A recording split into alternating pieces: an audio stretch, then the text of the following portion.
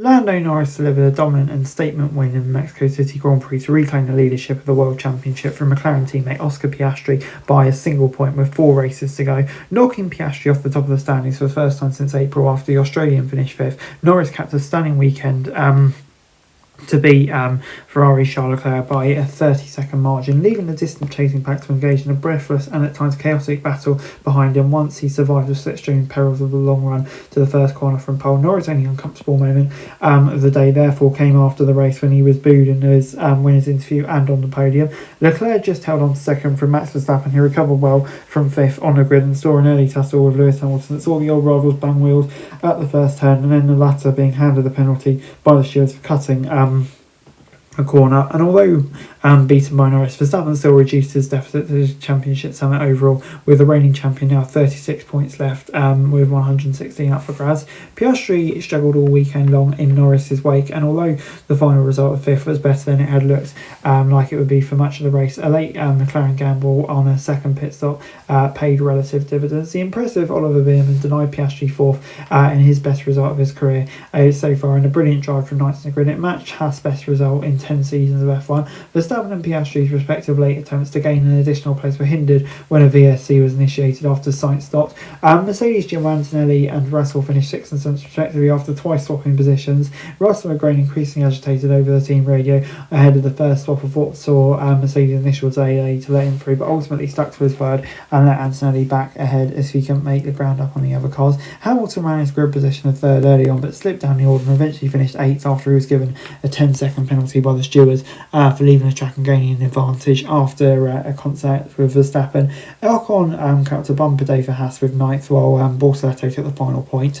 And Joe, what a difference 8 weeks makes. But it was back in Zandvoort, Norris hopes of becoming world champion, but took a major hit when obviously he his engine failure wiped him out of the race, 34 points behind Piastri, but now Norris outscored Piastri in the 5 races since, culminating in him emphatically returning to the top step of the podium on Sunday with his first win in Mexico. I love it. What a race, said Norris in his post-match interview, which was kind of booed. I could just keep my eyes focused and forward and focus on what I was doing. Norris' only challenge came as expected during that run to the turn 1. A good launch from the outside of the front row allowed him to cut off Leclerc well before the braking zone, but as the Ferraris and fast starting Verstappen went for a rest immediately behind him, Leclerc and the Red Bulls ran wide off the track. Leclerc went across the grass and came back on to the track ahead of Norris in the lead and swiftly handed the place back. From there, Norris swiftly stamped his authority on the race's devastating effects. He led Leclerc by 2 seconds by lap 6, 10 seconds by lap 22 and 18 seconds ahead of the second place when the Ferrari made his sole visit to the pits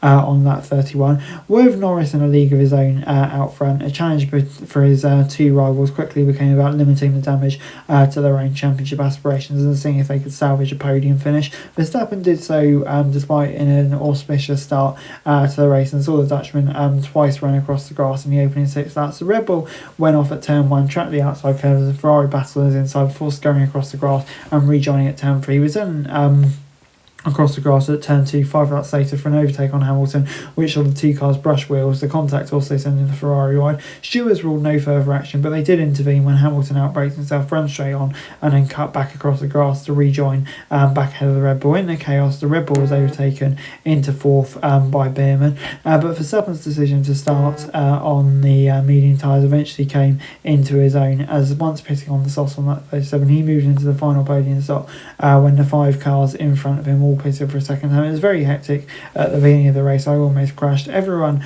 around me was on soft tyres and we were on medium, so it was a bit of a struggle. It was about surviving first. Once we bolted on the softs, I think there was a little bit more competitive and happier. Piastri's race also blatantly came alive thanks to the strategy. He compounded his qualifying woes, losing 2 places on the first lap to 9th, but was also close behind the Mercedes on lap 47 when McLaren asked if he considered making a softs moves. He gambled and it worked out well. Mercedes pitted Antonelli at the same time, but McLaren managed to get ahead through a pit stop and then sent a brilliant dive down the inside of Ocon and got in front of Russell. He finished just over a second behind Bearman, and while frustrated by traffic, it felt it'd been a positive race for him, showing a bit more pace than he'd shown throughout the weekend previously. And before I go, let me run you through the classification from the race. Lando Norris, what a dominant drive and back on top of the championship. Yeah, that really feels like a huge win for him. Charles Leclerc in second. I think he'll be pretty happy with that. Probably the maximum he could have done. Questions over, maybe he should have given the place back to Hamilton at start. And Verstappen in third, kind of similar. But yeah, he'll be frustrated not to get ahead of Leclerc. Behrman, I mean, an outstanding drive. Brilliant from him. Piastri in fifth. Yeah, I mean, it's a good recovery. Would have loved to get ahead of Behrman, but I think he probably would have taken that. For the Mercedes, slightly frustrating. Obviously, he kind of felt unnecessary with that whole thing as well. And then, obviously, Hamilton as well. Super frustrating for him. I think the fact it was only him that got the penalty really will probably sting for him. Ocon in ninth. Yeah, I mean, it's not quite the same job as Behrman, but it's still points. He'll be happy with that. Similar for Bortoleto. Obviously, unfortunate for Sauber that Hulkenberg retired. Sonoda missing out points will be really, really disappointing again. Albon 12th. Frustrating day for Williams as well, with Sainz's incident late on. Not able to score points. Hadjar 13th. Disappointing for him. Went backwards in the race. And Lawson obviously retiring as well. Not a great day for Sauber. Stroll, disappointing for him.